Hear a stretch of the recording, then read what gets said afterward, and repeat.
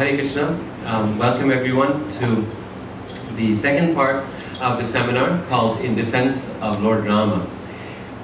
Yesterday we talked about the significance of the Ramayana as a whole, its significance for devotees of Krishna, for us and for the world, and about its influence in the world, in different world cultures, but also about its meaning. And specifically, we talked about the dominant emotion of the Ramayana, which is this feeling of grief or shoka.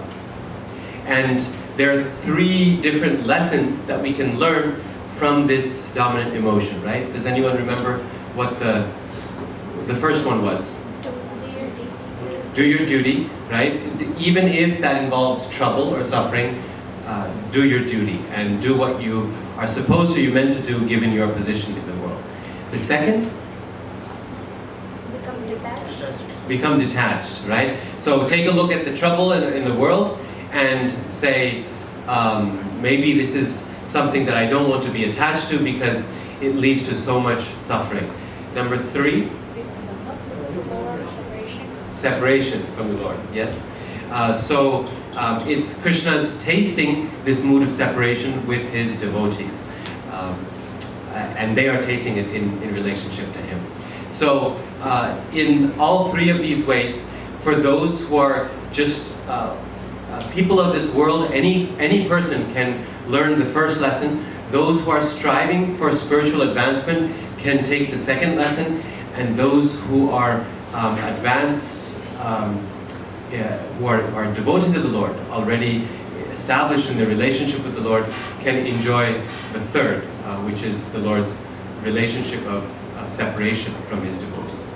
So, with these, the general significance of the Ramayana, hopefully basically understood, let's today tackle the most difficult or controversial rather question that people raise in regard to the Ramayana. We often hear that the Ramayana is not relevant for today's world because it teaches social values that are much too outdated for us to use today. And particularly the evidence for that is presented as Lord Ramachandra's treatment of Mother Sita, in which case two incidents in particular stand out.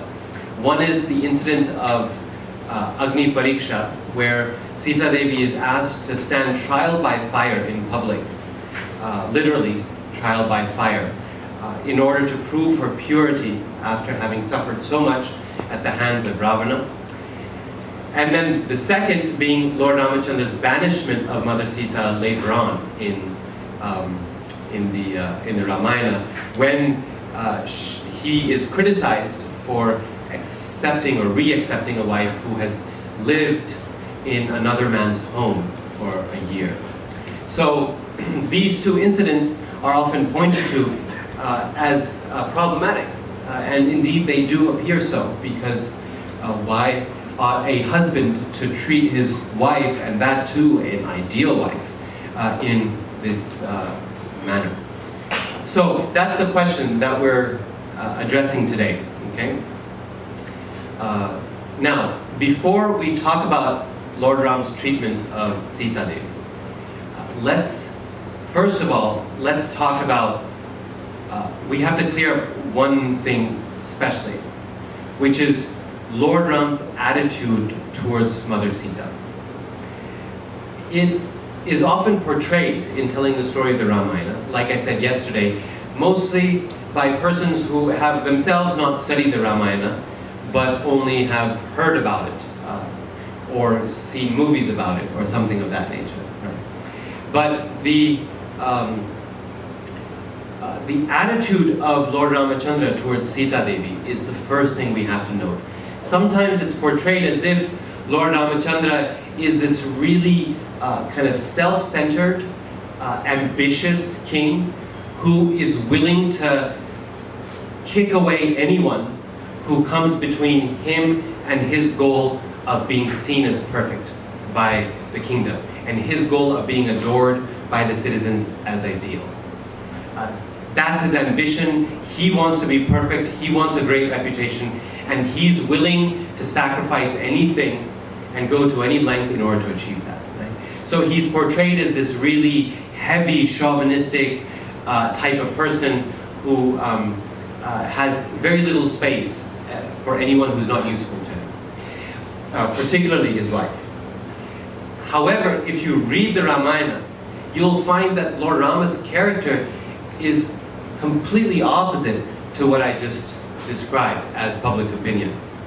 In fact, what you find is that Lord Ramachandra has an attitude towards Sitadevi that is so full of love and so full of softness and dedication that it would be difficult to find, like I was saying yesterday, it would be difficult to find a man today who was as in touch with his emotions and as able to express them, particularly to his wife, as Lord Ramachandra did. We often hear of Mother Sita's dedication to her husband, and this is given as an example of a wife's dedication to her husband, how she's willing to follow him in any circumstance and she thinks of no one else but him even when they're separated for so many years.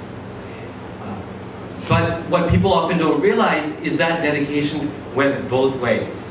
Lord Ramachandra was 100% and exclusively dedicated to Mother Sita. In fact, when Sitadevi finally leaves this world, and last time we talked about 3 times Mother Sita is separated from Lord Ramachandra, right? One against either one of their wishes, the second one on Lord Rama's wishes, the third on Sitadevi's wishes.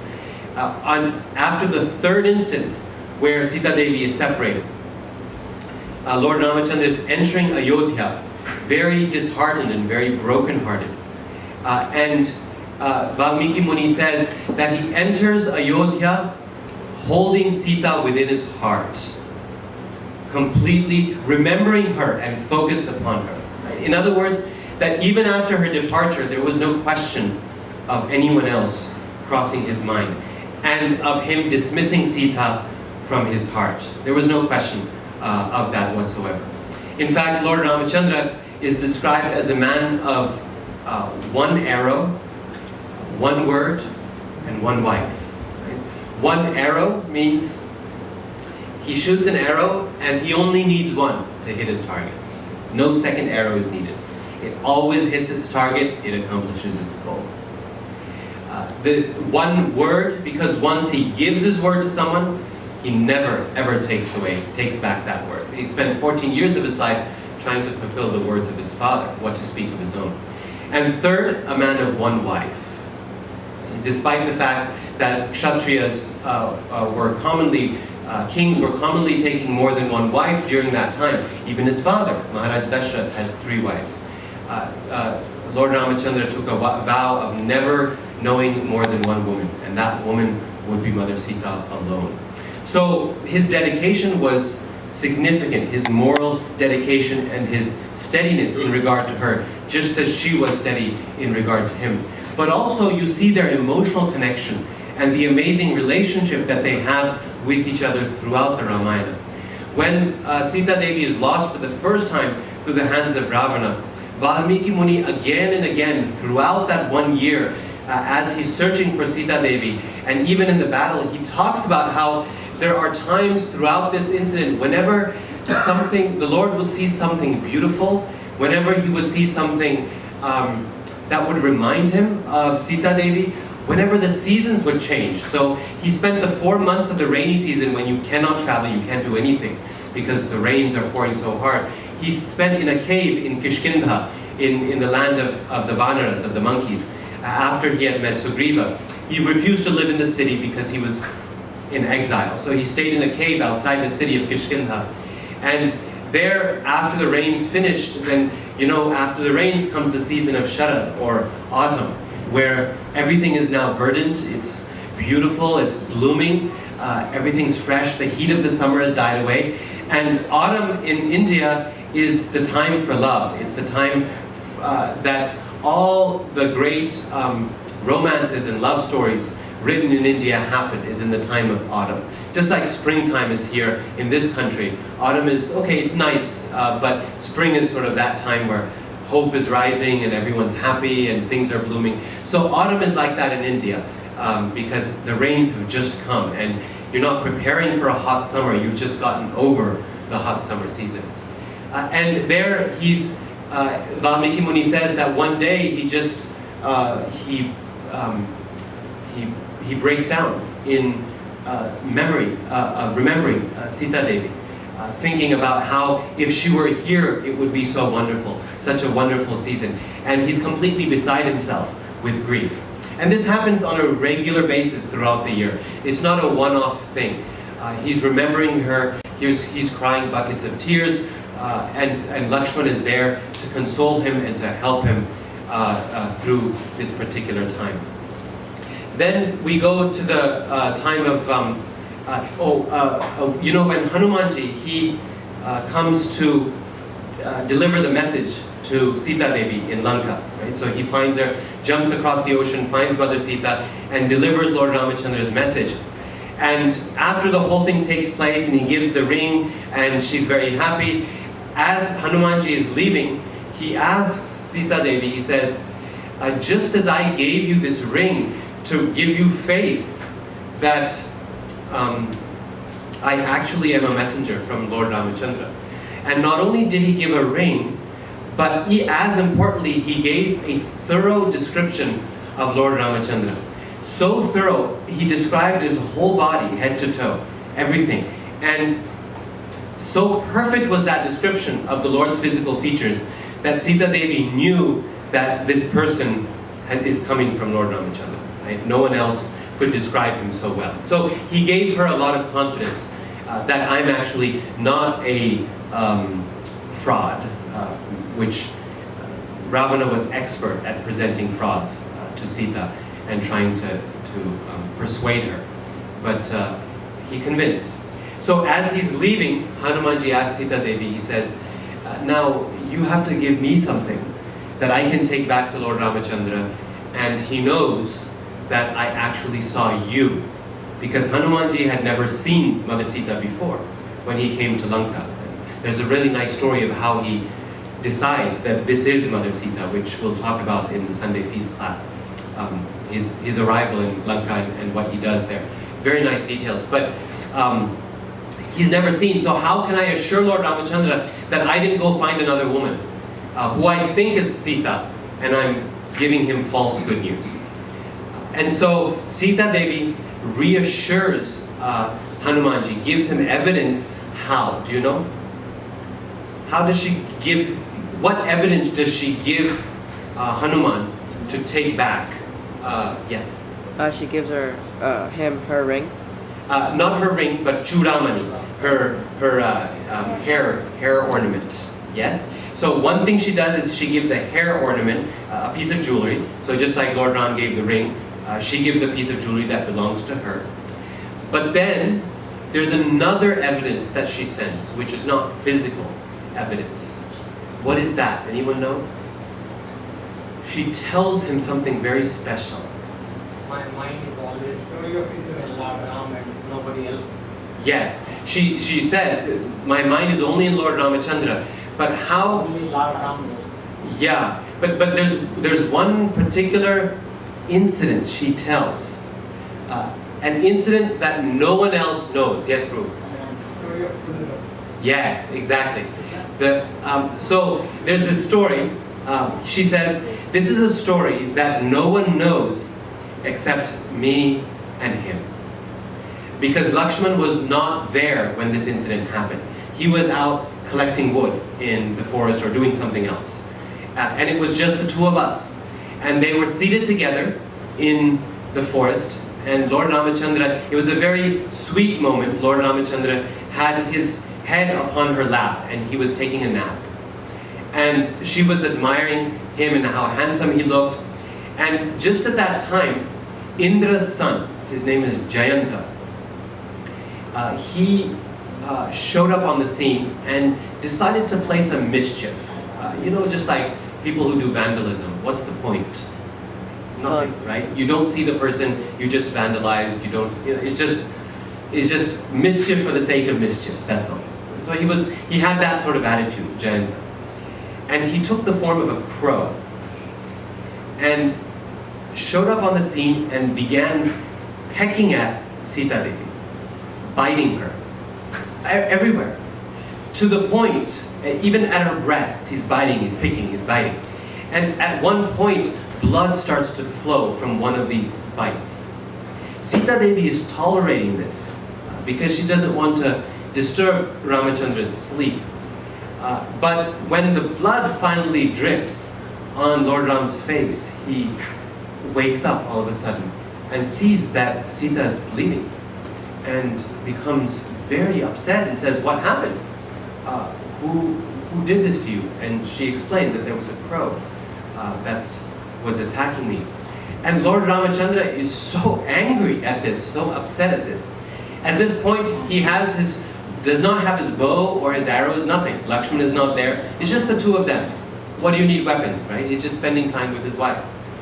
That he plucks a blade of grass from the ground and chants mantras into that blade of grass, turning it into the weapon of Brahmastra. Brahmastra to kill a crow. Right? This is overkill. You can see how angry the Lord is. Right? Yeah. I mean, a crow the Lord could kill by, I don't know, flinging a rock or something. He was that good of an archer. It wouldn't take much. But he's so angry that he says, "Let this Brahmastra hit this crow and not return until it does."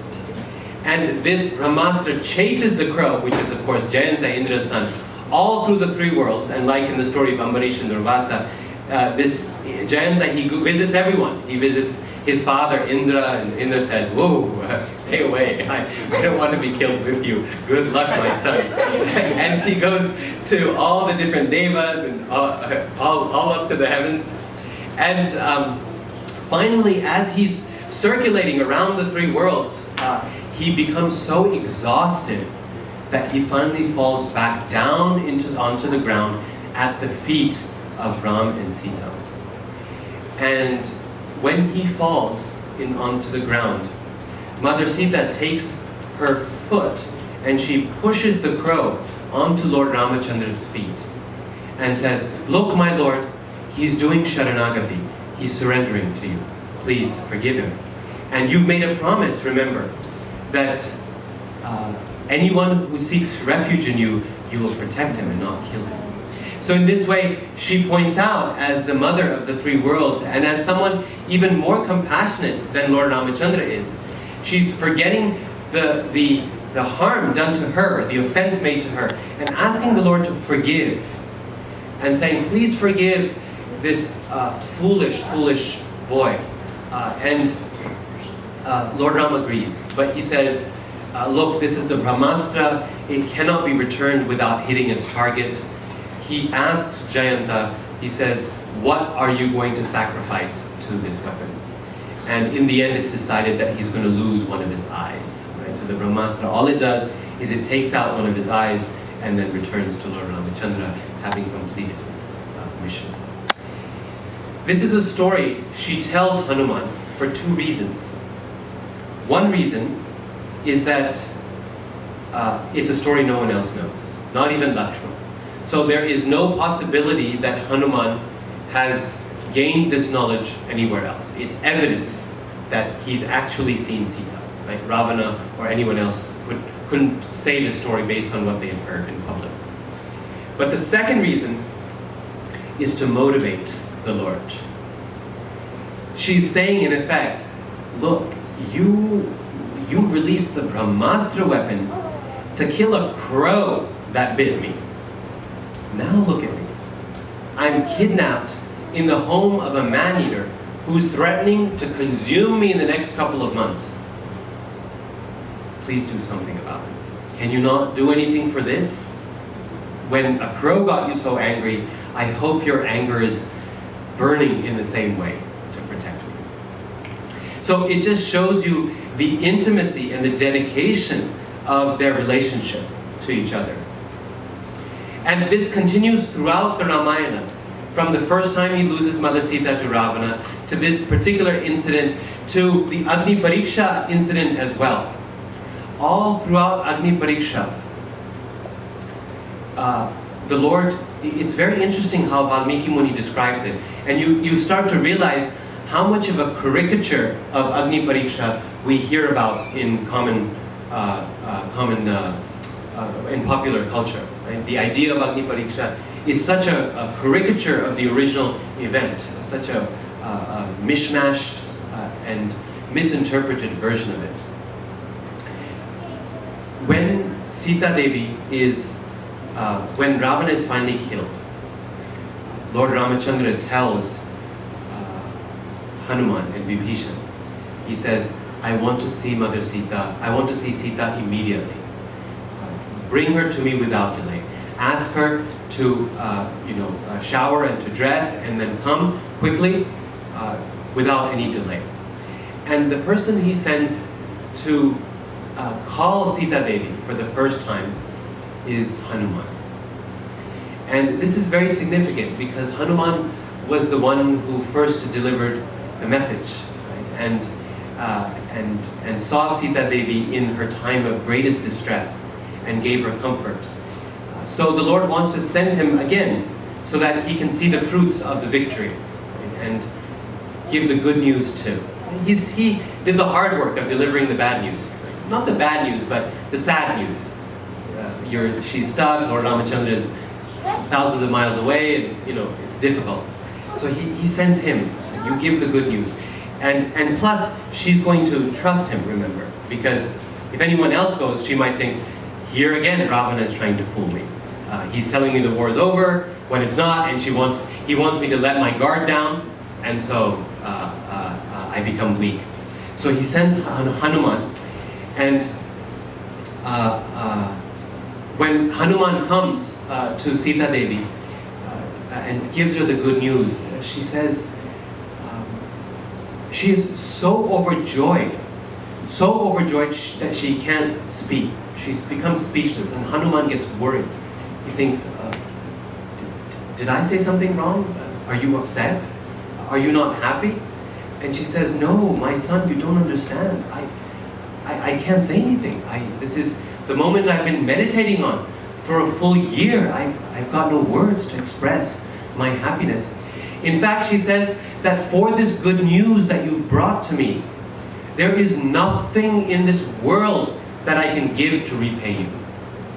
I am so grateful for this, that in the three worlds there's nothing I can do for you, Hanuman, that will sufficiently repay you, that will sufficiently express my gratitude for what you have done and for the news you have brought to me. At that point, Vibhishan comes to bring a formal invitation because she's a princess, right? She's a queen. And so he's inviting her as the new king of Lanka, soon to be king. Sitadevi is so happy, she says, let's go see Lord Ram. And Vibhishan says, no, I think you should follow his instructions and shower first and get ready nicely, because she hasn't taken care of herself for so long. It says that she was like a fire covered by smoke, like a gem covered by dirt. So beautiful, and yet at the same time completely unkempt, because she had no reason. She didn't want to look beautiful for anyone there. When Hanuman comes to deliver this good news, he tells her, he says, now that the news is over, after she expresses her gratitude, he says, before I leave, can I just really beat up these Rakshasis who are around you? They've been tormenting you for the past year, and I'm just dying to get them, to hit them. Because I've seen firsthand, when he came, he saw firsthand how they tormented her and threatened to kill her every day of that 1 year. And he says, I'm just itching to give it back to them. Please give me permission. And she says, no. She says, no. She says, even as I was brought here, forced against my will, these women too were acting according to the directions of another person. They had no choice in the matter. So why punish them? They too are forced, they're captive to their king. And now that Ravana is dead, they may not be such bad people. So she's very kind-hearted, Mother Sita, very kind. Anyway, that was an aside. Sitadevi comes. She's brought on a palanquin to see Lord Ramachandra. And Valmiki Muni again says that Lord Ramachandra, as he's calling for Sita and as he's waiting, he's crying and so joyful inside, crying and smiling, and his heart is jumping with joy, waiting to see her as she's brought in this palanquin in a very respectful manner. But there's only one problem, which is that all the monkeys and the bears, the army that has fought for Lord Ramachandra's victory, is making a huge ruckus. You know why? Because they're fighting, they're pushing each other, shoving to get close to the palanquin to try to get a look at Mother Sita. I mean, they want to see. They've risked their lives. They've all fought this battle. They've built a bridge across the ocean. They've spent months and months and months preparing and fighting this battle. They want to see, well, who is this woman for whom we've been fighting? And they're so excited, and they're clamoring, they're pushing. And Vibhishan says, you know, like they do in India when crowds come for some famous person, some celebrity. So he's got his men pushing them aside, shoving them. And Lord Ram gets really angry. He says, why are you behaving in a way that is displeasing to me? Did I ask you to mistreat these people like this? These people, you should understand, are like my own family. And please treat them as such. They have a right to see Sita. It is said, he says in scripture, that in times of distress, and in times, a few different situations, it says in times of distress, in times of marriage, and so on, in great happiness and so on, it's not a problem if a woman is seen like this, even a respectful woman in public, if she's on stage, so to speak. And he says, I understand that you want to bring her here respectfully, but in this case, she should walk. She should come here. So everyone can see Sitadevi. And she too agrees. And she gets off the palanquin and she walks to the Lord. And that meeting, both hearts are just rushing towards each other. Sita and Ram. Even though they cannot show it. Valmiki Muni says, on the outside the Lord could not show it because of social decorum. They could not run to each other like in Bollywood films. Running to each other. No, that's not possible. But in their hearts, that's what's happening. The Lord is so joyful, so happy. And Sitadevi comes and stands this close to the Lord. And all of a sudden, his demeanor changes. All of a sudden. From being tears of joy and happiness, he becomes hard like fire. And he tells Mother Sita some of the harshest words we ever hear in the Ramayana. He says, I fought this battle to do my duty of protecting you, of rescuing you, of keeping the honor of my family and my forefathers. But now that that mission is accomplished, I have no use for you. You're free to go wherever you like. And these words hit Mother Sita, Valmiki Muni says, like a thunderbolt crashing in her heart. In fact, and this is the point I want to make, it says, Valmiki Muni says, this was the first time and the only time in their entire life, in their entire marriage, that Sitadevi had ever heard harsh words from her husband. The point being, they were harsh words, and we will talk about why the Lord went in this direction in just a moment. But what the point to keep in mind is that they were not typical of the relationship between Ram and Sita. Their relationship was one where no harsh words were ever exchanged between them. I mean, think about marriages in this world. How many marriages can claim that? We all say harsh things that we later regret in times of anger. She had never heard harsh words from her husband in her whole life. And that's what made these words all the more painful.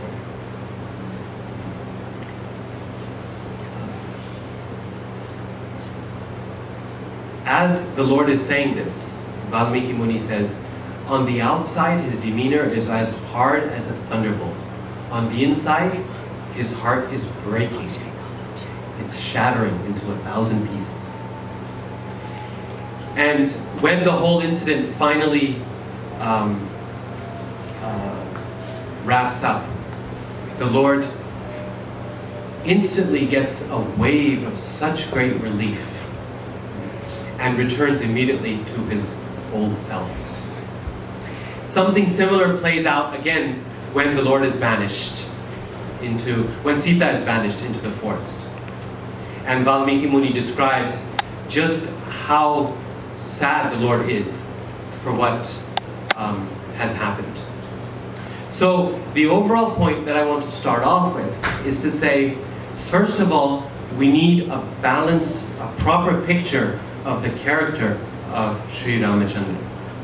Means we should not make him a two-dimensional figure, a caricature of a person, where he is portrayed as some selfish, chauvinistic, ultra-ambitious man who is willing to go through any lengths to achieve his ambitions, including getting rid of his wife, who is nothing more than a possession to him. There is just no evidence for that in the Ramayana whatsoever. That's the first thing. The question, of course, then, given that background, is why? Then why did he do it? Sure, we know the basic reasons, right? Both Agni Pariksha and the banishment were done for the same reason. What would the public say? That here's a woman who spent a year in another man's home, and after the possibility of such adultery, Ram as king, as ideal king, has taken her back. What could be a worse example for the public? So that's the reason. We know, right? That's what we hear, that's what we read. But in order to answer this question more deeply, we have to take a step back and ask a much broader question. Lord Ramachandra, you see, he's the emblem of Dharma, as we talked about yesterday. And part of his Leela is to show ideal human behavior, how we behave and proper Dharma. But the question we should ask first, in order to answer these two particularly problematic cases, is what is Dharma? Now, that question can be answered in many ways. But if we just stick to the word itself, Dharma, and I ask you to define what that word is, what is Dharma? How would you define that word in just a few words, in just a sentence, right? I'm not looking for a long paragraph here. Just a few words. What is Dharma? Yes? Essential nature. Our essential nature, good. The word Dharma in Sanskrit means nature, the qualities of an object or a person.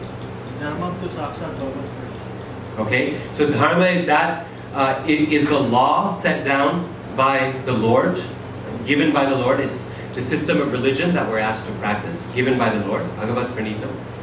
What else? How else would you define Dharma? Intrinsic quality. Our intrinsic qualities, good. Intrinsic quality, nature. What else? What we are built of. What we are made of, yes, what we are built of. Right? The very substance of who we are. In a basic sense, the word dharma comes from the root dhar in Sanskrit. The same word as dharana, which means to hold or to support. Dharma is what supports us, what holds the world. It is the order of the world. You see, the world around us has an order to it. The sun rises and sets every day at an appointed time. In fact, we can predict sunrises. I have one, thank you. We can predict sunrises thousands of years into the future, or at least 100 years into the future, no problem. We know exactly when the sun will rise. The seasons move by some regularity, right? The animals, they travel and they migrate and they mate according to a particular order. the flowers bloom, the fruits come. Everything happens according to a particular order in this world. Hurricane season is a particular season. Hurricanes don't come outside of season. Maybe pushing it a little bit before, a little bit after, right?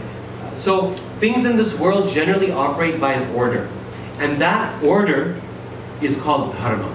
And it's that order which supports or sustains this world, that holds it up, that keeps the world running or turning. Now, human beings, too, have a place in that order. But the problem arises in that although everything and everyone in this world participates in that order, today they would call it ecological balance or the cycle of life, even though everyone participates in that sensitive balance of the world in a perfect way, human beings are that one species that have the ability to act against dharma, to do something other than what would the whole system has them set to do, that's given them space to do. We have a choice, the ability to go this way or that way. And this is why the question of dharma arises typically for human beings. What is our dharma? We don't typically ask about dharma for dogs or for cows or anyone like that because it's not an interesting question. You could ask that question, but it's not an interesting one. A cow will always practice its dharma in every circumstance, right? But we may not.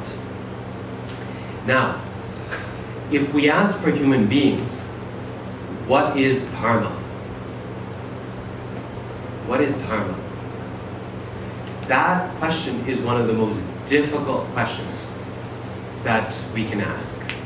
In fact, all of the Mahabharata and all of the Ramayana is busy, it's set on trying to answer this one question.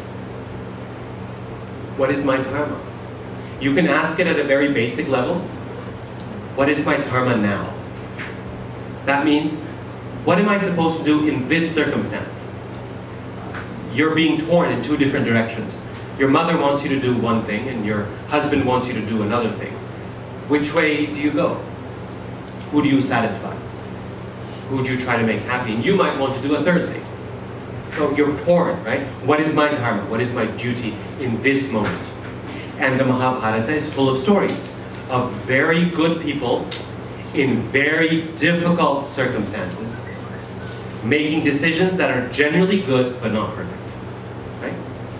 Means Maharaj Yudhishthira is the emblem of dharma, but at the same time it's not easy. And sometimes the decision he makes, there is no good decision to make. It's a choice of many different bad decisions. What is my dharma on a basic level? What is my dharma, we can ask, at a higher level, meaning what is my duties in terms of my nature for my life? It's the type of dharma question that people ask when they're choosing a career or a major in college. What is my dharma? What am I supposed to be doing in my life? What do I want to achieve? Where do I want to go? Who do I want to be? Based on my psychological and my physical nature. There are some types of dharma that are impossible for us to do, and other types of dharma that we can do. Everyone has different natures, psychologically and physically. There's yet a higher level of dharma that we might ask, which is, what is my ultimate dharma? What is my dharma in the sense of, what is my path in life? What am I meant to be doing? What am I meant to be achieving? And that's then directs us towards dharma in the sense of spiritual life, our ultimate goal. So, dharma is a question, what is my dharma is a question that is a very deep question. In fact, it is probably the central question for human beings, according to the Vedas. What is my dharma? But here's the important thing to note, that when we're talking about dharma in the material realm, that is, in this world, relating to how we live and how we behave with each other and with our jobs and families and so on, then the answer to the question, what is my dharma, is always context sensitive. It's always context sensitive. What does that mean? You can never give an absolute answer to that question. So, if I were to ask you,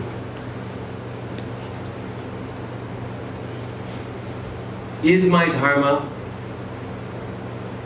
to be a professor, or is my dharma to be an engineer? Now, you already know what I'm doing as a job. But if someone who you didn't know were to ask you that question,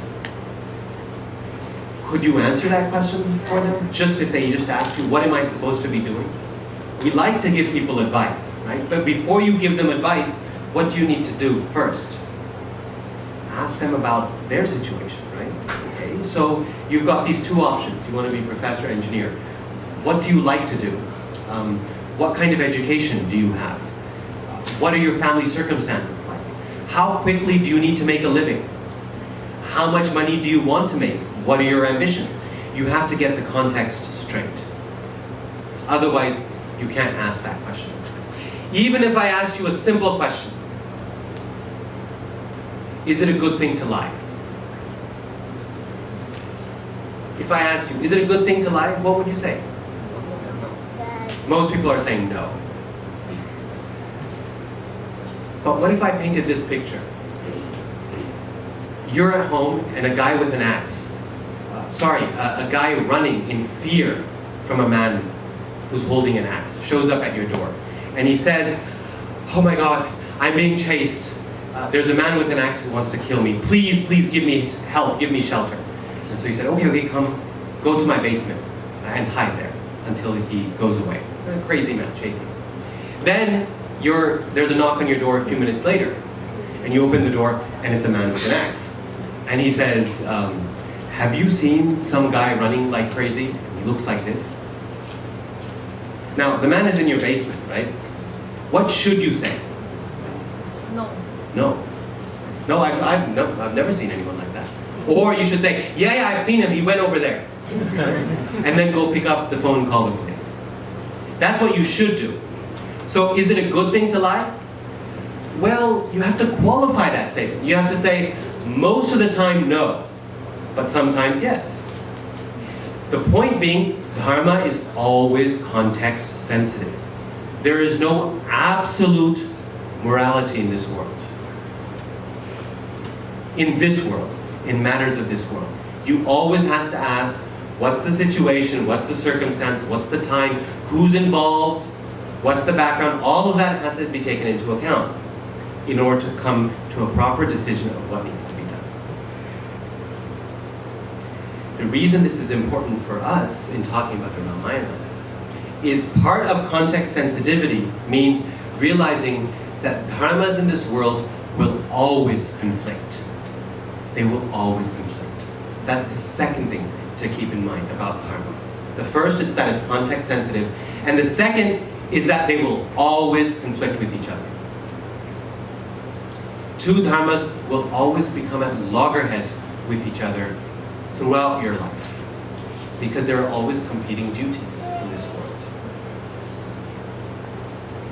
So, my son is not feeling well at all, and he needs to go to the doctor. But my boss wants me to come to work for an emergency meeting. I've got a dharma to my employer, who's paying my salary, and I've got a dharma to my son, who needs to go to the doctor. And whatever the circumstance, I need to take him. Right? There's these two choices. Two dharmas conflicting with each other. Both are valid dharmas. Which one should I choose? Most people would say, well, take your son to the doctor. Your boss will understand. Family is more important. So we make a choice. But in other situations in life, that choice is not half as easy as it was then. You can be in a situation where there is no good solution. Look at Arjuna's case in Bhagavad Gita. What were his options? Stay and fight and kill your relatives and your loved ones.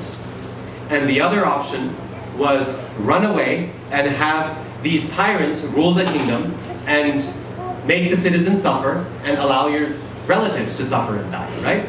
So two options. Allow the people and your relatives to suffer, or allow the people and your relatives to suffer. Those were his two options on the table. On a material level, right? Spiritually we know there was another solution Krishna had in mind.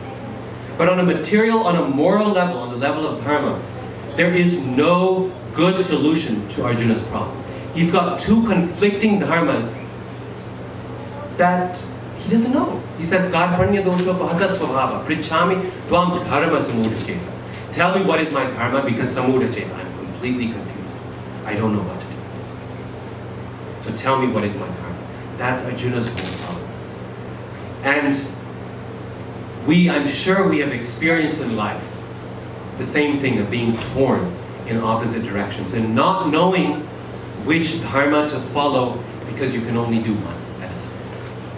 If you haven't experienced this circumstance, it's just because you haven't lived long enough. At some point in life, this is going to happen. It will happen again and again and again because that is the nature of dharma in this world. When you choose one dharma over the other, one dharma is satisfied and the other dharma suffers. The other dharma suffers. You fail in the other dharma. Now, in the case of Lord Ramachandra, he had several dharmas he was fulfilling. His dharma as a son, his dharma as a husband, his dharma as a brother, his dharma as a king. And for 99% of his life, he was able to fulfill all of these dharmas together perfectly. That's a far better record than any human being can try to achieve. For us, if we get 60%, we're doing pretty well. He made the right choice, and he fulfilled all of his dharmas at the same time. That's the point. But there are a couple instances in his life where the dharmas he was performing, all of them could not be fulfilled at the same time, and a choice had to be made. And when that choice had to be made, the dharma that he chose was the dharma of king over all others, including the dharma of husband and the dharma of brother.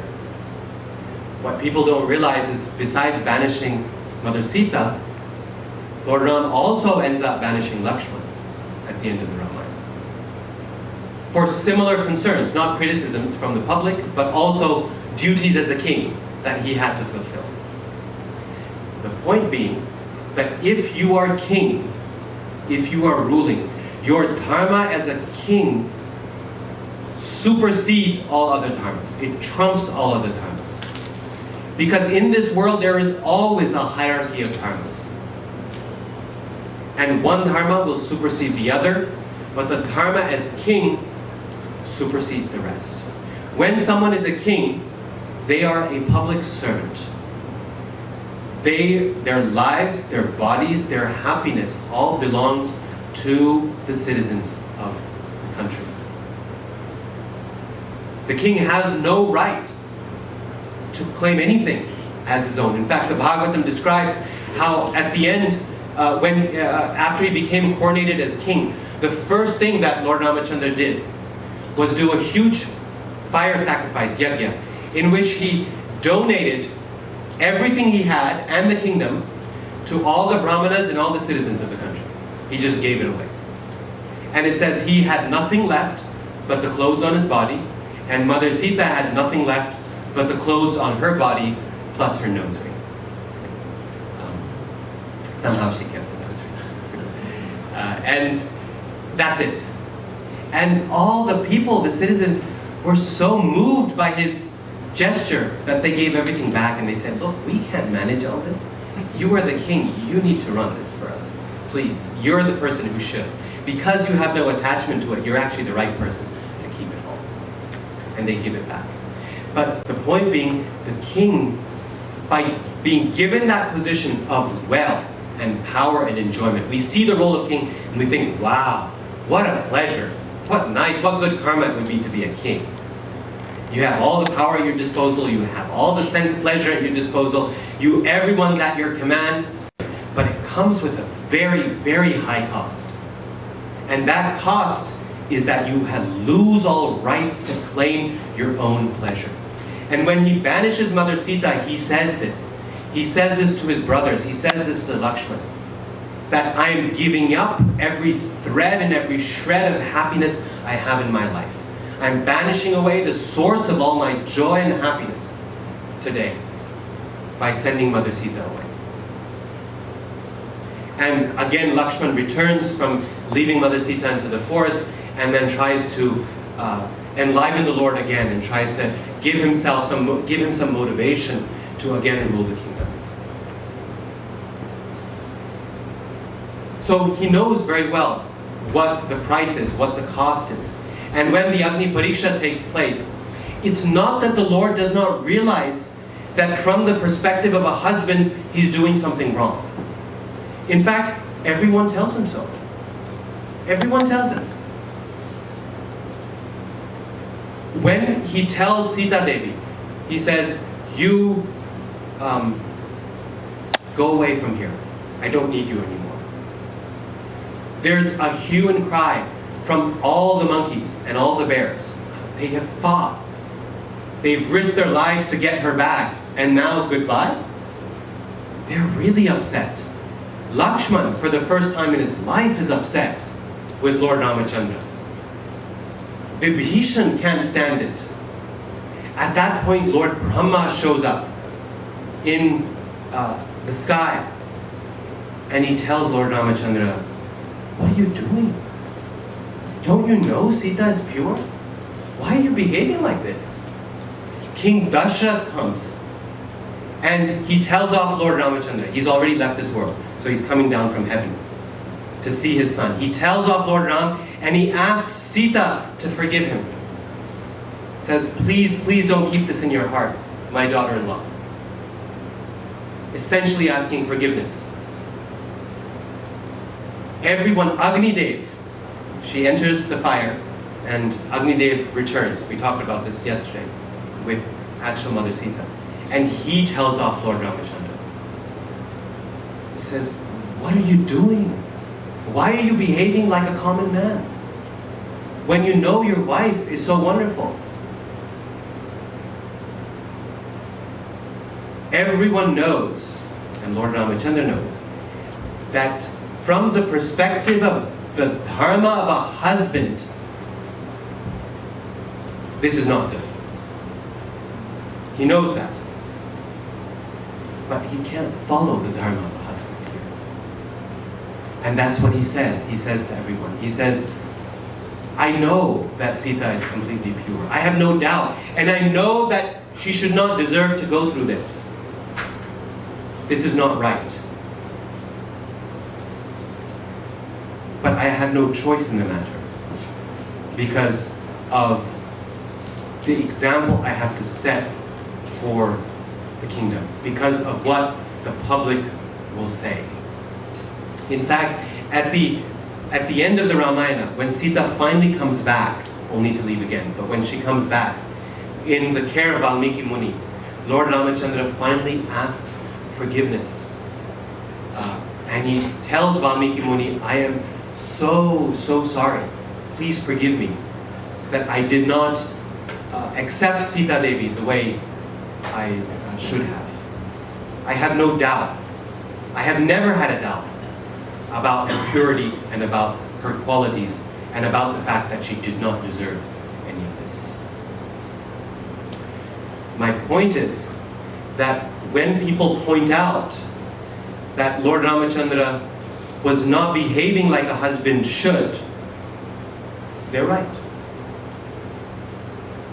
And yet, when they say that Lord Ramachandra did something wrong, they're wrong. Because there are circumstances in life when one dharma supersedes another. When we have to sacrifice something to do something more important. And God willing, we will never find ourselves in this difficult a circumstance. Just like Krishna willing, we will never have to face what Arjuna had to face in terms of his decision about dharma. Our choices are much easier. We have a difficult year with our family because one of our family members is in ill health, suppose. So we've been cutting corners at work. And so your boss calls you in at the end of the year for your review and says, you know, your performance this year was subpar. And what do we say? We say, no, it was excellent. What do you mean? It was terrific. Well, maybe it was. Maybe he's misjudging us. But most of the time what we'll say is, yeah, I know. I'm so sorry. It's been a difficult year. And I might even have to take family leave. In other words, it's not a question that you didn't hit the target when it came to your dharma as an employee. But you're not regretful for it, in the sense that you realize that you had a higher dharma that you had to take care of. In our eyes, the dharma of family is the highest, because that is our life. None of us are kings. But for one who is king, that dharma supersedes all others, because the king is asked to treat all of the public, all the citizens, as his own children. The word praja is the same word for child and the same word for citizen in Sanskrit. It's the same word. Praja is the children of the king. The king has to look after them and take the entire citizenship as his family, even if it means sacrificing those who are immediately part of his family, and sacrificing his own happiness, which Lord Ramachandra certainly did. So, hopefully that principle is clear, okay? That given two dharmas, that dharmas are context sensitive, they always conflict, and when they conflict, one dharma has to be chosen over another. That means that the dharma that is not chosen will suffer. In this case, the king's dharma has to be chosen over family dharma. Therefore, the family dharma did suffer, and the Ramayana points this out clearly. Right? And Lord Ramachandra himself sees it clearly, and yet he did not do the wrong thing, because he chose the dharma when he had no other choice. The question that still remains, however, is, did he really have to make that choice to satisfy the king's dharma? People were criticizing Sita's character. Could he not have been an ideal king and just ignore them? Could he not have just said, well, it doesn't matter.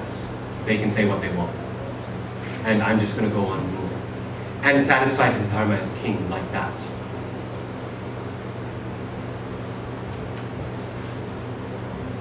What do you think? Why did Lord Ramachandra feel that living up to the expectations of the citizens in this regard was part of his dharma? Why? Oh, yes? Because his father died, so he had to continue. Yes, he had to continue, but as king. But why could he not have continued, even ignoring what the citizens had to say? Yeah. Because if you don't keep the citizens happy, they would not want like a good king. They might betray their king. Good. They might betray the king if you don't keep the citizens happy, right? Okay. Yes. Is this because he has appeared in a Kshatriya family? Yes, he's appeared in a Kshatriya family, and therefore? Because he has to represent the king's duty more than anything else. Yes. So the question is, why was it the king's duty to pay attention to citizens who are making criticisms and claims like that? Today, one family is saying, like Devi, Yes. there may be so many others may also come up. Yes. May create a whole Okay. situation. Good. So here's the first thing to keep in mind. Okay. According to Valmiki Ramayana, this is not the criticism that's coming about Sitadevi. That, or about Lord Ram rather, not about her, but about Lord Ram. oh, she spent a year, well, both really. She stayed a year in another man's house, and Lord Ram is so enamored by her that he had to accept her. In this way, he is condoning adultery. So, first thing to keep in mind is that that criticism was not coming from just one person. I know in India, often it is said that there was one particular family that was making this criticism, and Lord Ram did this whole thing for that one family. And that can sound like it's overkill. But in fact, Valmiki Muni says that Lord Ramachandra assessed what the citizens were saying on the basis of about half a dozen, 6, 7, 8 of his most trusted ministers. And one after another, he asks them. He hears about this from one, then he calls in the others and he asks them, is this what the citizenry is saying about me? In other words, this was a general, growing criticism about Lord Ramachandra and Mother Sita. As a king, there were two things that he had to take care of, that he had to protect. One was, he had to set an ideal example. And an ideal example means that it's not just what you do, but the perception of what you do. Anyone who's taken a position of leadership knows that it's not just enough to set the ideal example. If people perceive you as not setting the ideal example, it's nearly as bad as not setting the right example. Because people work off of perceptions. And they follow you based on the character they know you to be. They did not believe that Sitadevi's character was pure. They felt that Ramachandra was condoning this type of misbehavior, and he was not setting a good example for his citizens. But the second thing, and perhaps the more important thing, is that Lord Ramachandra in the Ramayana repeatedly says that I did this out of fear of the citizens. Out of fear of the citizens. And what does that mean, fear of the citizens? He's trying to, at his best, protect his reputation. His reputation as an ideal king. Now, it's at this point that most people say, that's just ridiculous. Your reputation matters so much to you that you're willing to sacrifice your family for it. That doesn't make any sense. And indeed, if I kicked away my family because of what some people were saying about me, that would be horrible. I would be giving up my dharma. But for someone who is in a position as a king, their reputation, their perception amongst the citizenry is their currency, it's their power to rule. A king does not rule by virtue of weapons. No king ever can, or by army. For some time, yes, but eventually a king who rules only by the fist gets overthrown. Because after all, the citizens are greater in number than any army that the king can marshal. It may end up a long and bloody war like we see today, but eventually the government will topple. A king rules by virtue of his ability to hold on to his reputation as someone who is setting a good example and doing the right thing for the public, for the citizens. In other words, for a person in a position of leadership, their reputation is their main weapon, it's their main currency, it's their main tool, it's the main resource they have in order to lead. And when that reputation is taken away from them, they cannot lead any longer.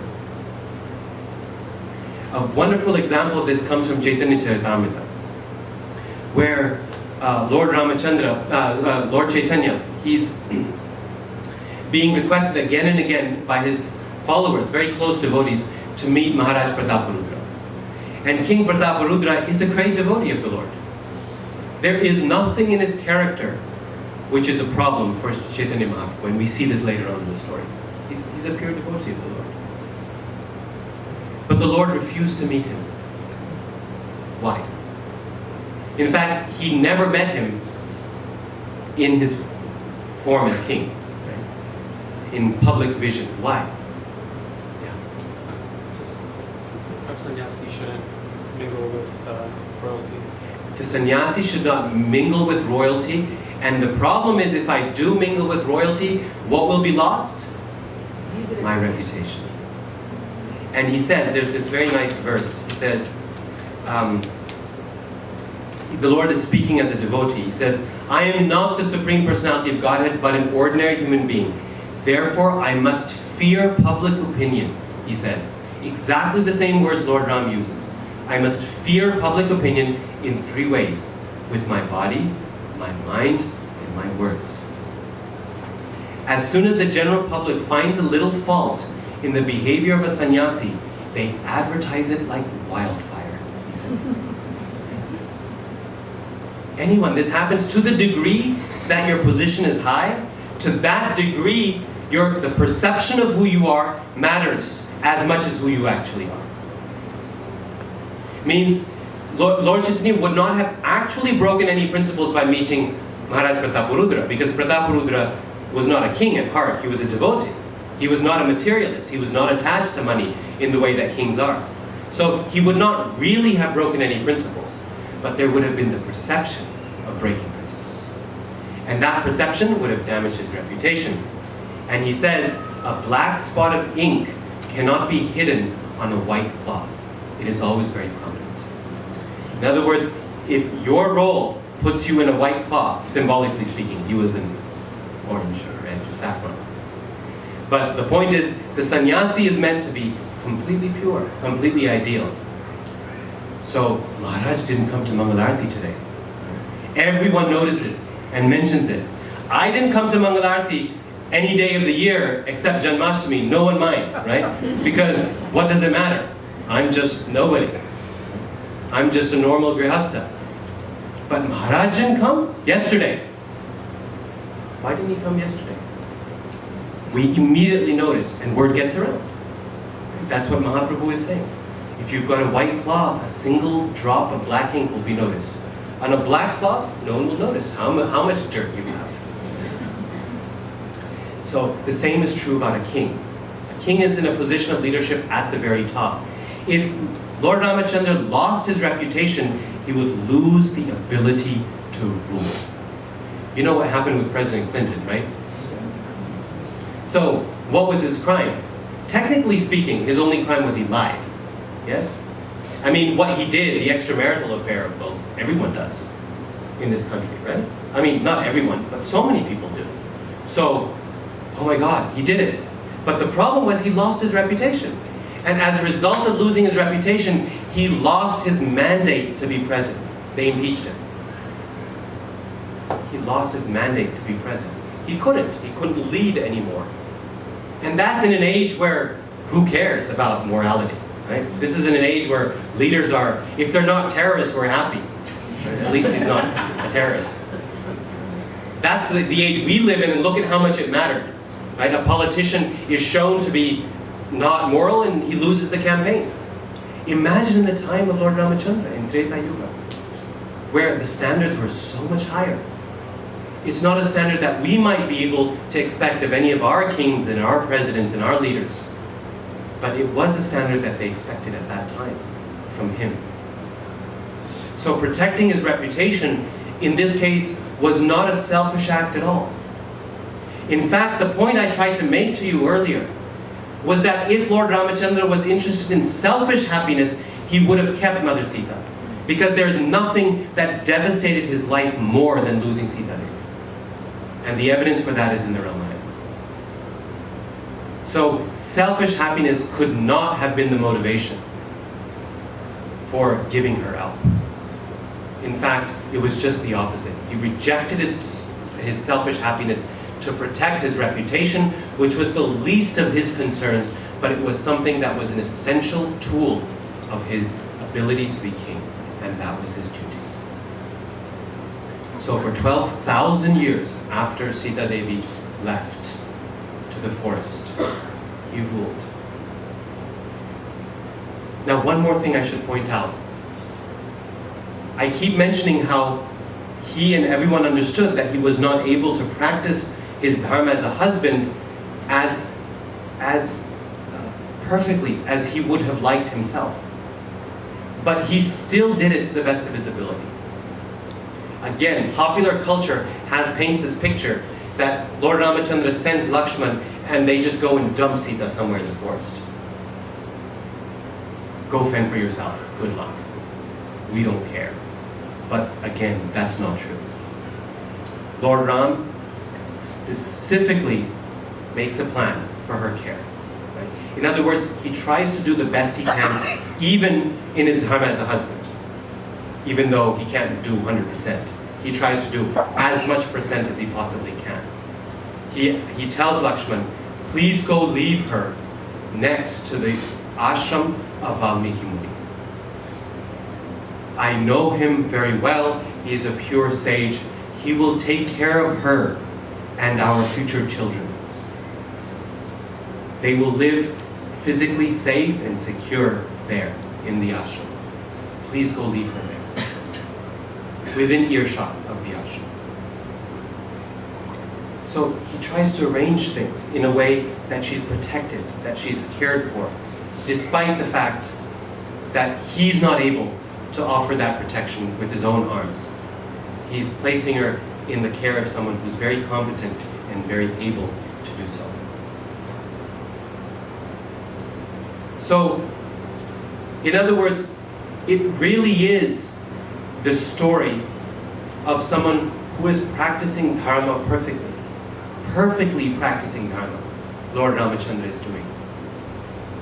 But you have to realize that perfect practice of dharma in this world means this. This is what perfect practice of dharma is in this world. It's an 80% success rate. Because that's what it means. You perfectly practice some dharmas and not other dharmas. Because you have to choose. Sitadevi, for her part, is doing the same as well. She tells Lakshman, she tells him, I too know what my duty is, and I have to perform it. She says, it would be nice for me, I would like to jump into this river and drown myself to death. But I know that's not my dharma. I have children coming. And it's my job to protect them and care for them. And I'm not going to end my life. And I need to do what I need to do in my dharma as well. And throughout the Ramayana, you find that Sitadevi is a very determined and very strong character who is devoted to Lord Ramachandra, but she's not a doormat. She's not a pushover. She's not someone who's just, again, like the public tends to portray her, as the epitome of someone who's useless, a woman who's got no self-esteem and got no self-identity. That's the image that you hear about her in India and in educated circles and so on. But again, if you read the Ramayana, that's not her character at all. You know, when Ramachandra speaks those harsh words to her, I said those words that she's never heard before, and says, in Agni Pariksha, says, I have no use for you, go away. Do you know what Sitadevi does? She doesn't just bow her head and say, whatever you like, my lord, I'm no good, I'm useless. She doesn't. She gives Lord Ramachandra a speech that the Lord has never heard before. She tells him, what has come over you? You have never in your life spoken to me like this. And today, you are speaking vulgar words like a common man. Just because there are some women in this world who commit adultery and enjoy living in the house of another man and engaging intimately with him, you judge all of womankind based on that? Just because there's a few prostitutes in this world, you think that all of us are like that? And you think that I'm like that? your wedded wife, who you know even more closely than anything else in this world? And I know you so well? What happened? Why are you behaving like a common man would? Right? The common people of Ayodhya behaved like this. They criticized Sitadevi in language like that. And Sitadevi saying, it doesn't befit you. You're a prince, you're a king, a descendant of Maharaj Ikshvaku, coming in a line of glorious people. Don't speak like this, don't behave like this. She's crying as she's saying this, but her words are strong. In other words, she too is a personality who knows what her dharma is and sticks to that dharma because it's her principle, not because someone else is pushing her around and she has no choice and she has no self-esteem and she has no spine. That's not the reason at all.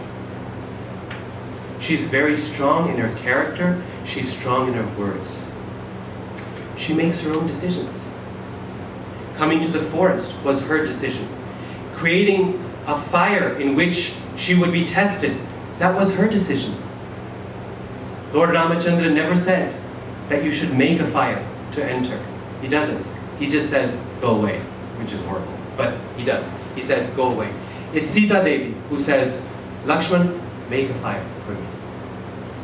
I'm going to either end my life or prove my purity. It's difficult for her, no doubt. But it was very difficult for Lord Ram as well. They were both performing their duties with strength, with determination, with intelligence. You know, when Hanumanji comes to Lanka and delivers Lord Ram's message and convinces her that he is in fact the messenger that Lord Ram has sent, he volunteers. He gives Sitadevi an offer. He says, why don't you climb on my back and I will take you right now back to Lord Ram and this whole thing will be over, the night road. He gives that option.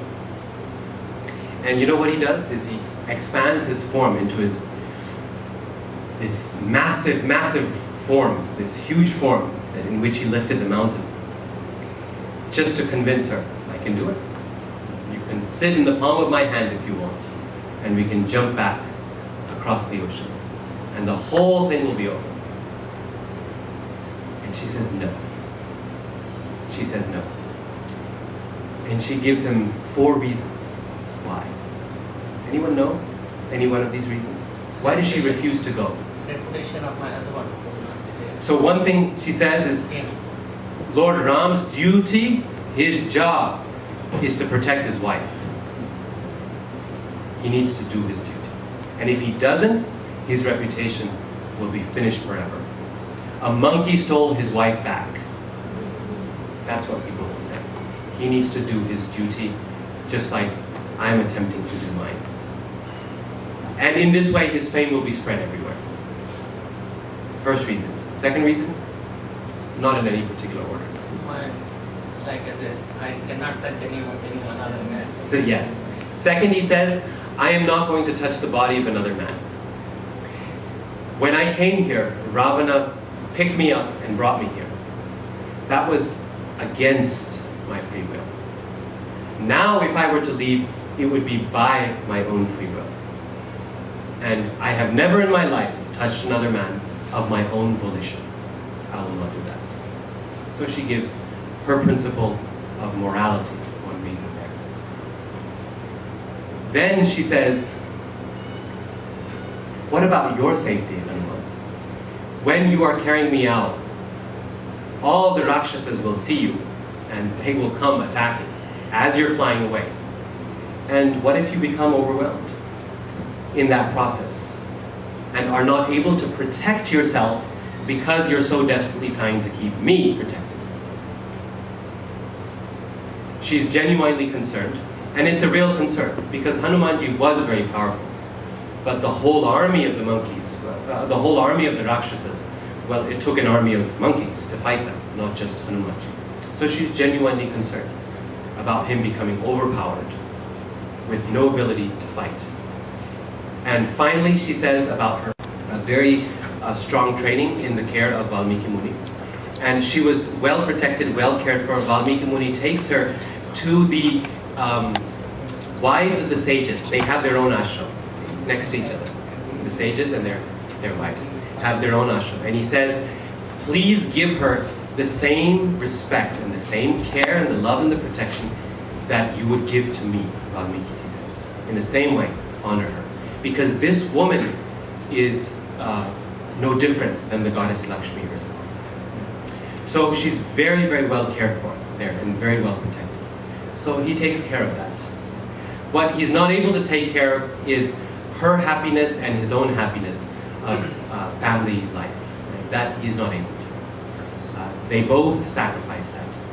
He sacrifices it, but she also sacrifices it for the purpose of Dharma. Because he's the king, but she's the queen. Right? They both share in that Dharma. This is another important point to remember, is they have to walk this path of kingship together. He was coronated king, she was coronated queen. And from her words through this process, you see that she's conscious of the fact that her duties don't have to do with just being a wife. Her duties have to do with being a queen and doing the sacrifice that's needed in that role as mother of all the citizens of the country. Yes? Yeah, so just two thoughts, Prabhu. Again, not sure how relevant is it, but so if the same scenario or situation happens to other citizens, whether that was the protocol or not, I'm not sure. So if that was the protocol, probably it wouldn't have been that difficult to execute that, right? And secondly, with whatever superseding the kingly dharma, so kings also have the typical like judgmental and the magisterial type roles, right? So whatever decision he has done, but at the end it proved to be wrong, right? So that also actually kind of leads into king is not able to make the right judgment, right?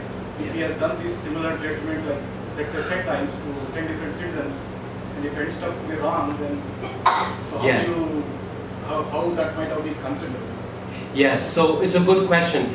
The point is, Lord Ramachandra is not behaving in the role of judge of Mother Sita's character.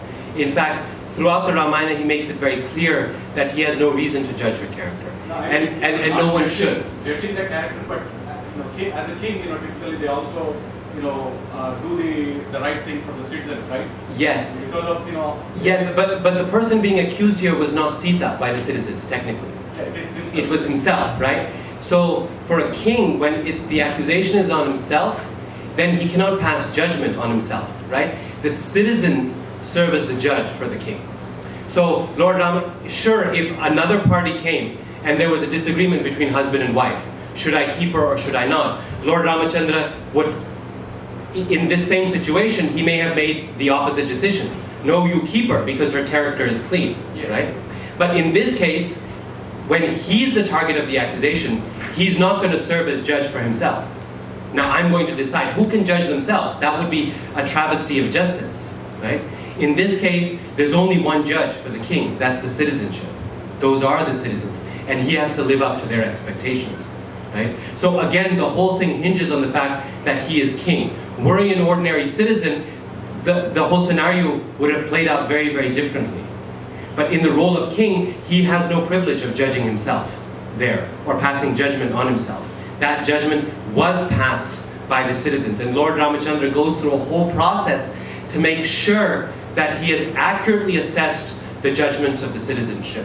And once he realizes that, yes, this is the decision they have made, then he acts upon that decision. If he were to imprison them for disliking himself, then basically he would be taking prisoners of conscience. And we know throughout the history of the world that taking prisoners of conscience is one of the most risky and wrong things that a leader can do. When someone is criticizing the leader and therefore they go to prison because, or in some way that they are pushed away because they are criticizing the leader, then we consider that to be a travesty of justice, right? Amnesty International will get involved and say, these people shouldn't be in jail. Their only mistake was that they were criticizing you, right? and you put them in prison. So putting your opposing political parties in prison, for example, is not a very nice way of ruling. So in this case, if Lord Ramachandra were to act and to take the citizens and say, all of you quiet, shut up, and I will make sure you stay quiet. Which means what? That I will stop you from speaking and I will stop you from behaving and so on. And I will give you proper punishment should you speak like this. He would essentially be doing that. So again, this is a sacrifice that a king has to make, and only a king alone. It's a difficult position to be in. Yes? So you were saying that Lord Ram, in his position, made this decision because he had this accusation. But during the time of the Agni Pariksha, did he know that people were making accusations? Or was he just predicting? And if he was predicting, does that mean that if we are to find ourselves in a leadership position, we're to act out of fear of what other people might think about us?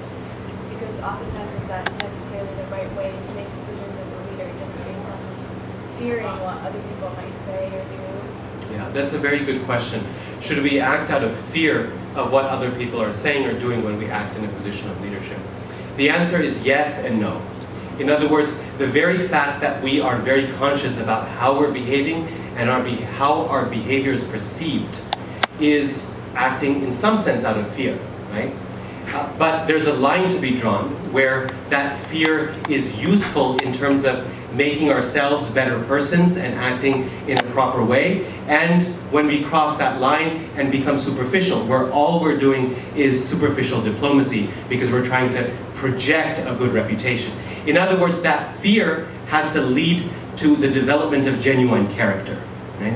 And when that fear leads to the development of genuine character, it's a good fear. So I'll give you a simple example. With my kids, at a certain point I realized that they really watch me carefully. And they will mimic my behavior in ways that I go, oh, really? Did I say that? Where did they learn it? And I'll ask my wife, where did I learn it? And she'll say, from you. And I say, really? Yeah, you talk like that. Oh, okay, I didn't realize. So you start to realize at some point, wow, these kids are really watching me carefully. And honestly, that created some fear in my heart. I thought, fear in a good sense, I thought, I really have a big responsibility here. I have to behave in a way that I want my kids to behave, because otherwise when they grow up, I can't tell them and say, don't act like that, when they say, well, Daddy, you did, right? And that's how so I have to, and as a result of that consciousness, if I change my behavior and I really say, okay, I'm not going to behave like that anymore because my children are watching and I want them to be good, that's a good fear, right? But on the other hand, if I say, I just need to be careful that I don't behave like this when they're watching, and then when they're not watching, I'm behaving in horrible ways with my wife, that would be superficial, what's the word? That would be hypocrisy, right? It would be very, very superficial. So in other words, fear is a decent motivator, but only to the extent that it can become a motivator for developing substance. And when you develop substance, then you don't need fear to motivate you anymore, right? So, in other words,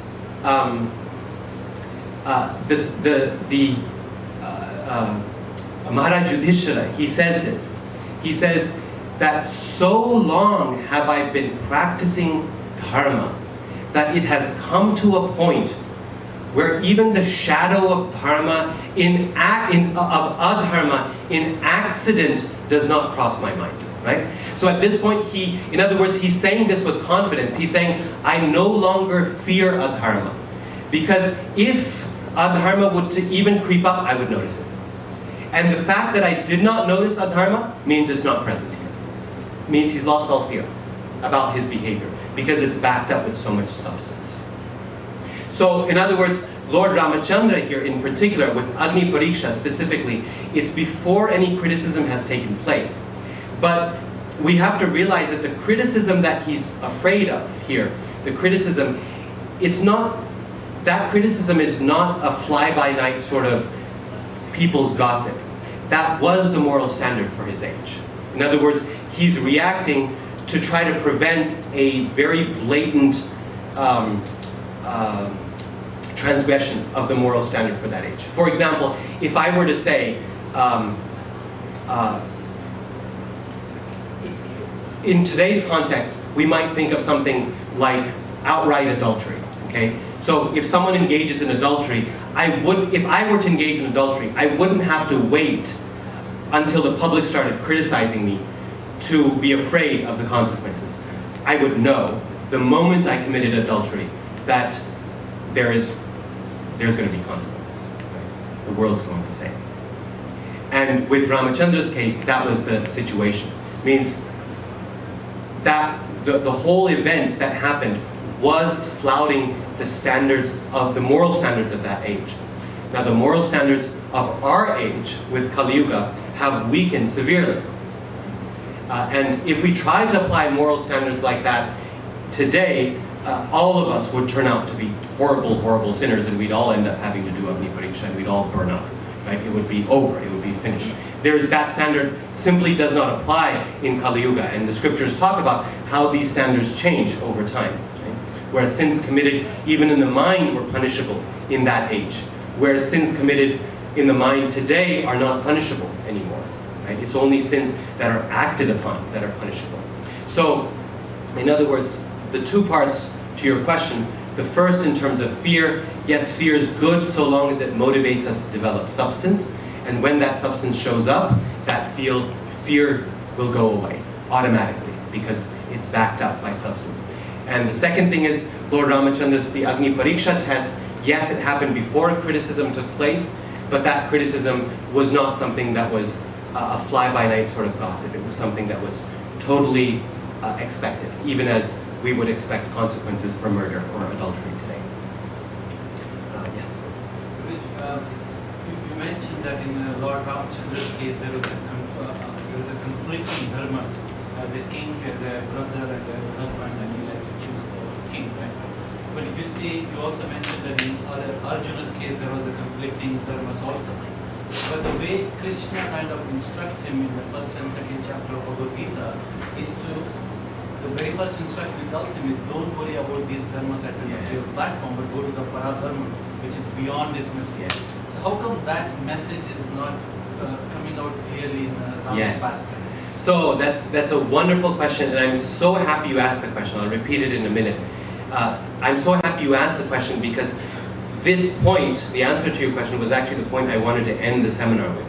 I won't end now, I'll take more questions, but this is a very important point, okay?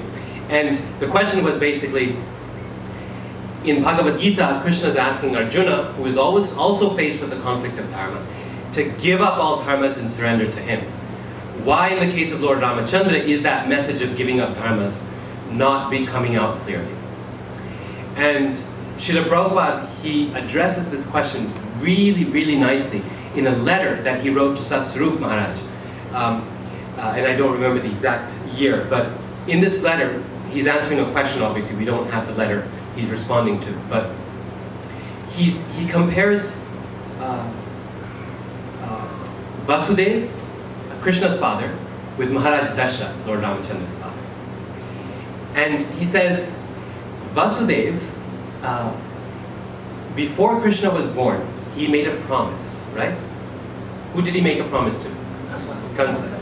And his promise was that every child who was born of his wife, he would deliver directly to Kansa. Did he keep that promise? No. For the first 6 children, yes. But when the 8th child arrived with Krishna, he broke that promise. He took Krishna straight to Vrindavan, not letting Kansa know at all. So he gave up as king, as Kshatriya, he gave up his word of honor to serve the Lord. Maharaj Dashrath, on the other hand, he made a promise too, to his wife, Kekai. And that promise forced him to send Lord Ramachandra 14 years of exile.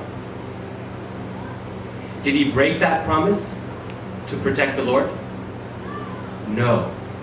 He followed it. And in fact, Lord Ramachandra followed it on his behalf. And Srila Prabhupada makes the point in this letter that the reason for this is because the whole avatar of Lord Ramachandra is specifically, he says, on the basis of showing ideal kingship. That is the basis of his avatar. Krishna, on the other hand, he says, is coming as the Supreme Personality of Godhead. He's not coming to show any one dharma. He's not coming to show what an ideal king is. He's not coming to show what an ideal husband is. In all of these things, he does ideal work, more or less. But his main point is to show, I'm God. I do whatever I like, and you surrender to me. That's his point. So, sure, I'm a good husband, but if other men's wives come to dance with me in the night with pure bhakti, I will dance. And you have a problem with that? That's your problem, not mine. So Krishna will show, I made a promise. I will not fight in the battlefield of Kurukshetra. And he picked up the wheel of the chariot and attacked Bhishma Devi. Some people say he broke his promise. Krishna said, okay, fine. I broke my promise. I'm God. You're not God. So Prabhupada says, Krishna, he comes as Bhagavan, Supreme Personality of Godhead. That's his whole point of his avatar. And this is why he is Purna Purushottam, right? He is the Supreme Lord. This is why we understand he is avatari. He's not an avatar. Because he is the fullest, most complete expression of who is the Lord. Whereas in all other avatars, Krishna comes in a particular mood. And Prabhupada ends the letter by saying, it is our job as devotees to worship and appreciate and love the Lord in accordance with his mood, he says. Lord Ramachandra's mood was as king. So that's how you should appreciate him. Everything about his lila, from going to the forest to his relationship with his father, to everything. You know, you would say, well, maybe it was his dharma to stay with his father. He was an old man. Forget all this keeping word business and going out. Why keeping word? Right? Stay with your father and serve him. Someone could say, right? But no. First thing, king. I have to keep my word. You should not banish Mother Sita. Be a good husband. No. First thing, king. Why are you banishing Lakshman? At the end, there's this whole incident which we don't have time to go into. But there's Lord Ramachandra makes a promise to a sage that anyone who interrupts their discussion will be sentenced to death. This sage is actually death personified, who's coming to see Lord Ramachandra and tell him that the time for his avatar is finished. And he promises him, anyone who enters our discussions, very private, will be sentenced to death. Lakshman is to stand guard outside, and Durvasa Muni shows up. Durvasa Muni, always. And he says, I need to see the Lord. I need to see Ramachandra. And Lakshmanji says, is there anything I can do to serve you? Whatever you like, I'm ready. Everyone is ready. Please tell us. And he says, no, I need to see the king right now. And I'm angry. And if I don't see the king, I will curse you and all the citizens and the whole family, and you'll all be destroyed. And Lakshman thinks for a moment, and again, everyone's practicing their dharma. He says, better I die alone than all these citizens are cursed by Durvasa and all the family. So he enters, and he tells Lord Ramachandra the desperate situation. Ram immediately wraps up the conversation, comes out, and Durvasa Muni says, my lord, O king, I'm hungry and I need food with all my disciples. And the Lord serves him with his full heart and takes care of him in every way. And after he serves him and he departs, Lord Ramachandra has his head hanging down, and he cannot get himself to say anything to Lakshman. He can't even look him in the eye. Lakshman, so many places he says, is so dear to him that he doesn't consider him a separate person. Right? It's not someone else, it's him. That's how dear. It's like his own soul. He can't say anything. He doesn't know what to say. He's supposed to kill his brother. And Lakshman sees this, and he tells Lord Ram, he says, my brother, don't pain yourself. to be killed by your hands would be my greatest blessing in life. Please, go ahead. You have to do your dharma as king. And that means keeping your word. Again, if the king doesn't keep his word, he's got no currency to rule with. Because that's the only thing a king has to give, is his word. He says he will do it, the citizens should be able to count on it. You know, in jobs we talk about accountability. This is accountability. You said you're going to do it, so you're going to do it. The buck stops with the king.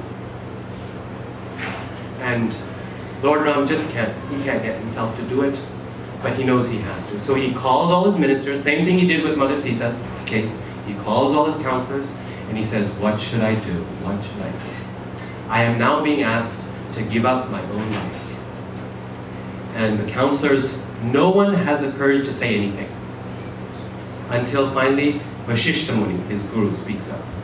And he says, the same message we've been saying all this time. He says, Lord Ram, if you do not practice dharma, there will be no dharma in the kingdom. And as difficult as it is, you have to be king. That's all he says. And Ram, but, he says, but, for a respectable person, being kicked out of home is as good as death. And so Lord Ramachandra finds a solution, and he banishes Lakshman just like he banished Mother Sita. And the other great light and happiness in his life is gone at that point. So the point I was trying to make an answer to your question was, Prabhupada is saying we have to appreciate the Lord in his particular mood and the mood he comes, and relate to him in that mood. He's coming as king, so appreciate him in that way. Don't ask, why is he not acting as the perfect lover? Why is he not dancing with all the women of Ayodhya? That's not the right question to ask, because that's not his mood. He's Maryada Purushottam. He's the king. He's the ruler. That's what his mood is. Similarly, he says, there are these sahajiyas. They're called Gauranga Nagaris. They imagine Chaitanya Mahaprabhu as Krishna. He is Krishna, of course. But they think of him as Krishna, and they think of themselves as gopis. And they think, I will have conjugal relationship with Chaitanya Mahaprabhu. Ugh. Prabhupada says, no. Sure, he is Krishna, yes, no doubt. But what is his mood in that avatar? I am the devotee of Krishna. His mood is not, I am enjoyer, but I am enjoyed. I am the gopi. This is Chaitanya Mahaprabhu's mood. So please relate to him in that mood, he says, as a devotee, even though you know he's Krishna. Ramachandra is king. You know he's Krishna. Relate to him as king. That's his mood. In this way, he says we can please the Lord. But with Krishna, his mood is, I am Bhagavan. Matta parataram nanya kinchidasti dhananjaya mayi sarvam idam protam sutre maniganaya. There's no truth superior to me. Aham sarvasya prabhu. He speaks in ways that Lord Ramachandra only hints in the Ramayana. Occasionally he will say, he tells Jatayu, go to my supreme abode. Right? He gives him liberation immediately. So he shows that yes, I am Bhagavan. And like Krishna, I can say, go to my supreme abode.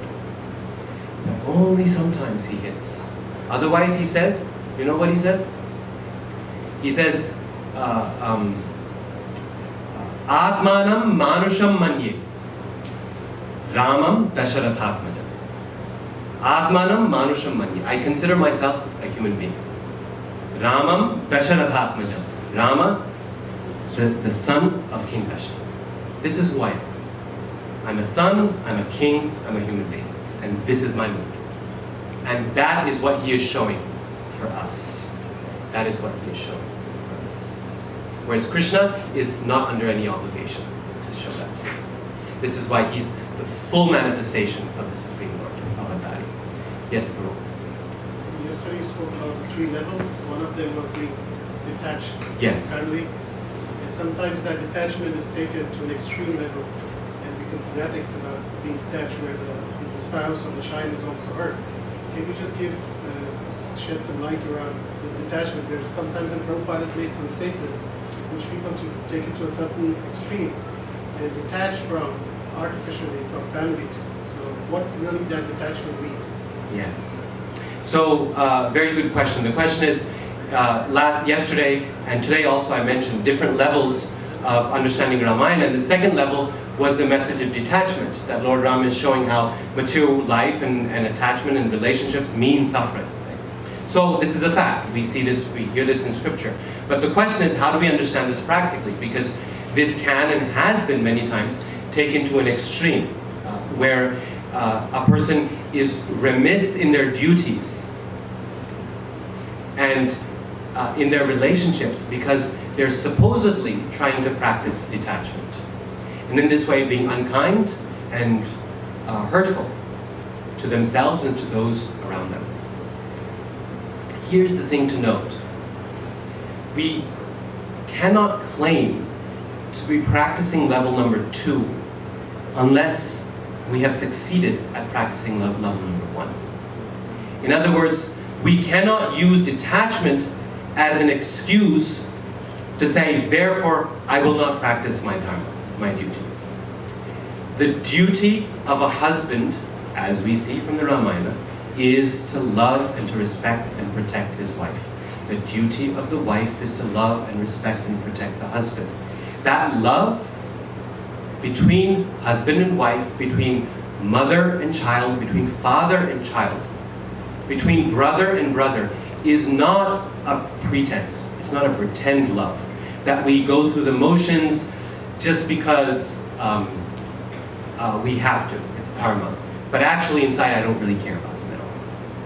If you read Ramayana, you see that that affection, that love is genuine. Otherwise the whole Ramayana is just, it's farce, it's a fake. And if that love is not genuine, it means the whole time Lord Ramachandra is just pretending. It's real. Unless we can claim to really have done our duty in that regard, we cannot claim to be detached from it. In Grihastha life, detachment is a product of attachment. This is pravritti maya. Detachment is a product of attachment. This is why I said yesterday, is you make a plan together, how can we become detached? And this is a systematic thing where we both grow together in spiritual life. Not that one person is growing and the other is being pulled, kicking and screaming. Okay? We grow together in our Krishna consciousness, whatever that means, and however difficult that might be. But it's together. Because detachment is a product of our genuine attachment.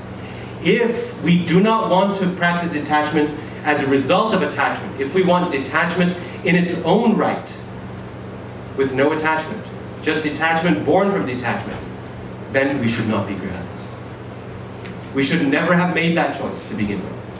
That is the duty of a brahmachari or a sannyasi. Don't even let that attachment get started, at least between husband and wife. But the fact that we have made that decision, frankly, we have to follow through. We have to follow through. And the Ramayana is teaching us that. Levels, they all work together. It's not an either-or scenario. Choose level 1, or choose level 2, or choose level 3. I'm on level 3, so level 1 doesn't matter, right? You know, Prabhupada warned again and again about that. If we do that, we become sahajiyas, or hypocrites. That I'm on this level, and look at me, and vipralama bhav, and so my family's starving, but it's okay because I'm feeling separation from the Lord, so I can't even go to work.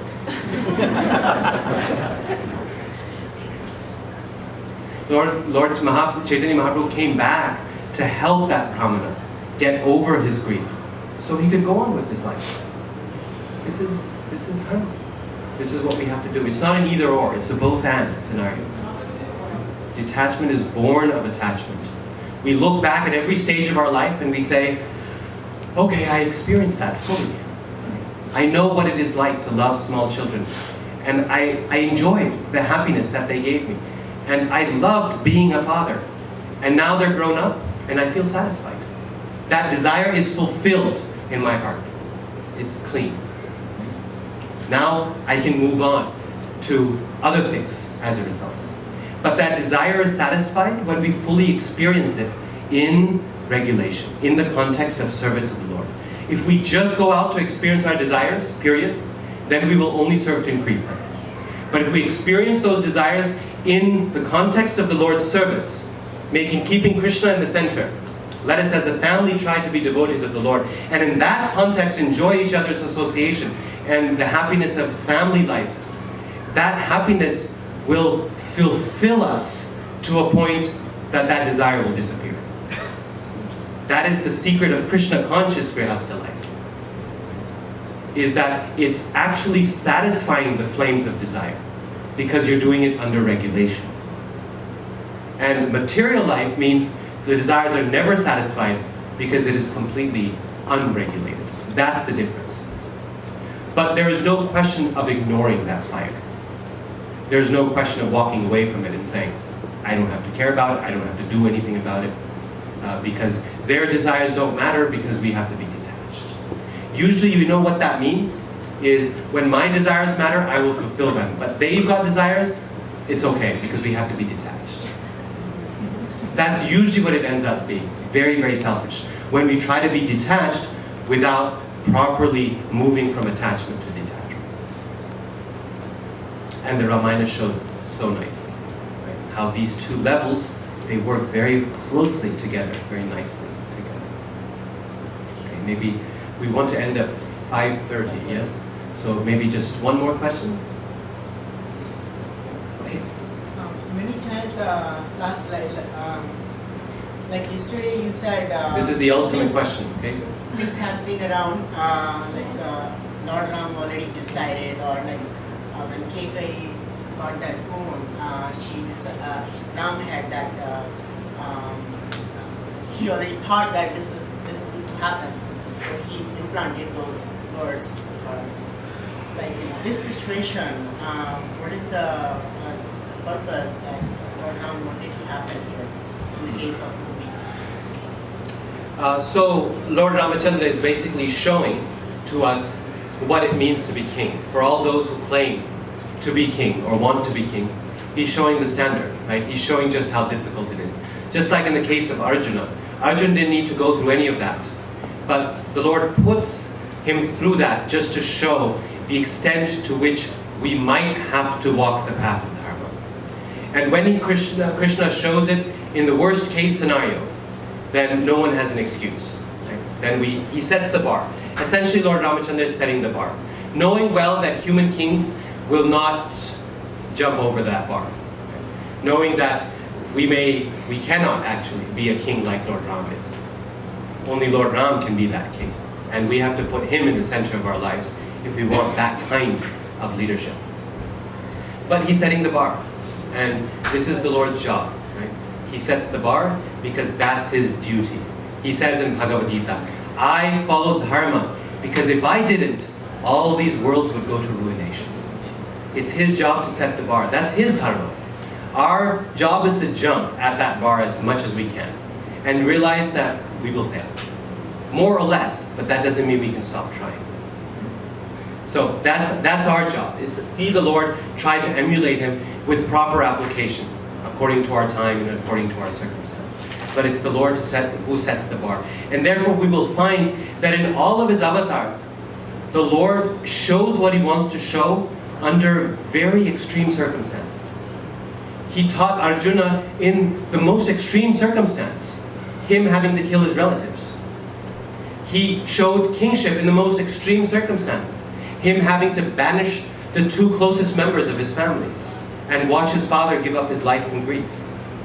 He shows the protection for his devotees in the most intense circumstance as Nrsingadev, right? Where a child is being abused in a horrific way.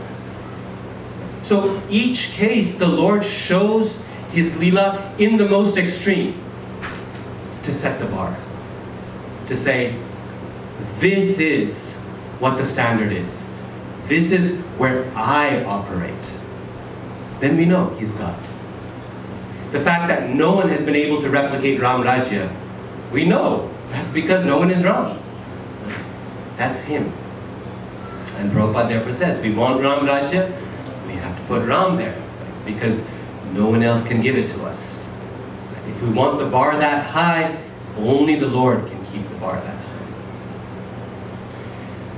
So in essence, we remember this instruction from Prabhupada, which I think captures the whole heart of what this seminar is about. Is we try to, as devotees, we try to appreciate the Lord in the mood that He comes. And you will find that if you read the story of the Ramayana, you will become so absorbed in that story, so moved by it, that will seem like the all in all. It means the Lord's Leela is so perfect. Whenever He shows something, He shows it so beautifully. And then you read the story of Lord Nrsimhadev, and you become completely absorbed in it. And that mood of the Lord will seem like, this is it. This is the Lord. Right? And you read the story of Lord Krishna, and you will feel the same way. In every way the Lord appears, He shows another aspect of His perfection. He shows, yes, in this way too, I am perfect. In this way too, I am perfect.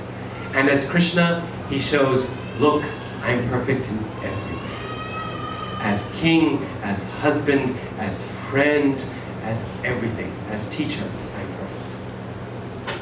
So with that, we end. I want to thank you all very much. There's actually still one part of the seminar left. It's not sort of in defense of Lord Ram, but it is going to be on the Ramayana, particularly looking at the character of Lord Hanuman and the Sundarkanda, which is going to be the Sunday feast lecture. But this particular focus is now complete. I thank you all very, very much for your attention.